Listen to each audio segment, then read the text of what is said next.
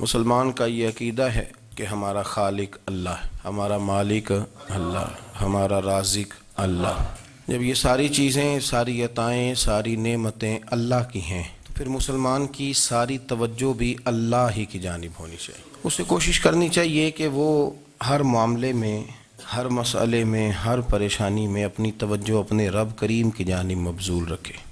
انسان جب اپنے علم پر بھروسہ کرنے لگتا ہے، یا اپنی عقل پر بھروسہ کرنے لگتا ہے، یا اپنے تعلقات پر بھروسہ کرنے لگتا ہے، یا اپنی دولت پر، مال پر، صحت پر، تو ایک بہت بڑے دھوکے کا شکار ہو جاتا ہے۔ اور انسان جب انسانوں پر بھروسہ کرنے لگتا ہے تو پھر اللہ تعالیٰ اسے بعض اوقات انسانوں کے سپرد کر دیتا ہے۔ اور بہت سارے ایسے لوگ بھی ہوتے ہیں جو رب کریم کو بھولتے ہیں اور وہ اپنی ساری توجہ انسانوں کی طرف، دنیا کی طرف، دنیا داروں کی طرف کر لیتے ہیں، تو اللہ تعالیٰ فرماتا ہے پھر میں انہیں یہ سزا دیتا ہوں، مجھے بھول نکلے تھے تو میں نے انہیں ان کا اپنا آپ بھی بھلا دیا۔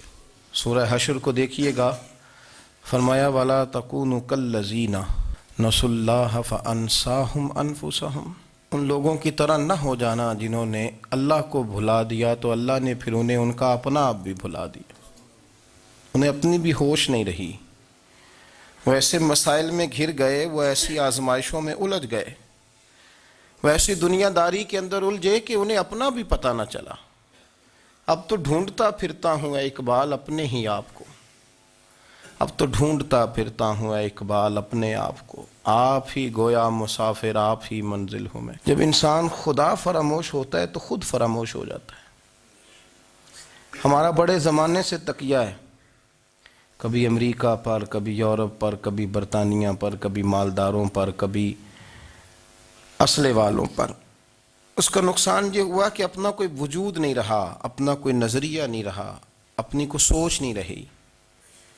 ایسے محسوس ہوتا ہے کہ کوئی منشور نہیں، کوئی دستور نہیں، لگام منہ میں ہے اور اس کا سرا کسی کے ہاتھ میں ہے، وہ جدھر چاہتا ہے ہمیں گھما لیتا ہے۔ اللہ فرماتے ہیں یوں نہ ہو جانا کہ تم رب کو بھلا دو اور پھر تمہیں اپنا آپ بھی بھول جائے۔ اولئک ھم الفاسقون، فرمایا یہ وہ لوگ ہیں جو نافرمان ہیں اللہ کے۔